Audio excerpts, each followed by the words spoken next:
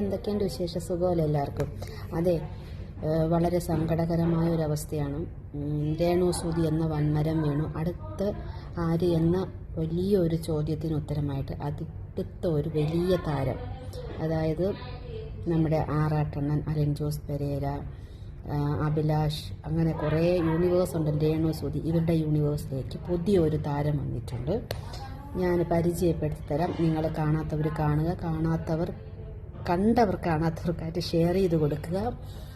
പക്ഷേ രേണു സുധിയെ ഒരു 80% പേർക്കും ഇഷ്ടമല്ലായിരുന്നെങ്കിൽ അതെന്തെന്ന് വെച്ചാൽ പുള്ളിക്കാരി പബ്ലിക്കിലായിട്ട് വന്നിരിക്കുന്ന ആറ്റിറ്റ്യൂഡ് ഇഷ്ടമല്ലാത്തതുകൊണ്ടാണ് കേട്ടോ. ആ ഒരു പുള്ളിക്കാരിയുടെ ഒരു സ്വഭാവം ഉണ്ടല്ലോ, സംസാര രീതി, അത് കുറേ പേർക്കൊന്നും ഇഷ്ടപ്പെടുന്നില്ല. അതുകൊണ്ടാണ് പുള്ളിക്കാരി കുറേ പേര് വെറുത്തത്. പക്ഷേ ഇതങ്ങനെയല്ല, കുറച്ച് പേർക്കെങ്കിലും ഇഷ്ടപ്പെടും, ഉറപ്പായിട്ട് ഇഷ്ടപ്പെടും. അപ്പോൾ നിങ്ങൾ കണ്ടു നോക്കിയിട്ട് പറ. ഞാനിങ്ങനെ നോക്കുമ്പോൾ പണ്ടൊക്കെ പണ്ട് കുറച്ച് നാൾ മുന്നേ, പണ്ടെന്നല്ല കുറച്ച് നാൾ മുന്നേ വരെ എല്ലാവരും പബ്ലിസിറ്റി എന്ന് പറയുന്ന സാധനം ഒറ്റ തരത്തിലേ ഉണ്ടായിരുന്നു. നല്ലത് ചെയ്ത് ഉണ്ടാക്കുക, നല്ലൊരു കാര്യം, നല്ലതായിട്ട് പാടും, അല്ലെങ്കിൽ നന്നായിട്ട് ഡാൻസ് കളിക്കും, അല്ലെങ്കിൽ നന്നായിട്ട് പഠിക്കും, ഈ ഒരു കാര്യം. ഇപ്പം അങ്ങനെയല്ല.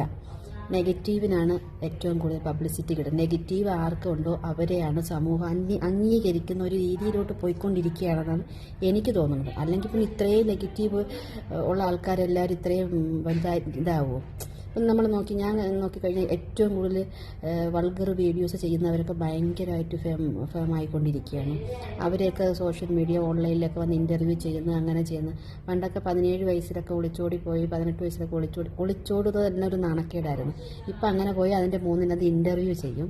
അവർ പിന്നെ ഭയങ്കരമായിട്ട് പബ്ലിക് ഫിഗറായി മാറും. അങ്ങനെ ഒരു കാലഘട്ടമാണ്. ഏറ്റവും മോശപ്പെട്ട എന്ത് കാര്യമുണ്ടോ അതിനാണ് ഏറ്റവും കൂടുതൽ പബ്ലിസിറ്റി കിട്ടുന്നത്, അംഗീകാരം കിട്ടുന്നത് സോഷ്യൽ മീഡിയയിൽ. അങ്ങനെ വെച്ച് നോക്കുവാണെങ്കിൽ ഇത് രേണു സുധിക്ക് മുകളിൽ ഒരുപാട് മുകളിപ്പോവും. ആളെ കണ്ടോ? ഞാൻ കൂടുതൽ വർത്തമാനം പറയുന്നില്ല. അപ്പോൾ ശരി, കണ്ടു നോക്കേട്ടോ. Tata, bye bye.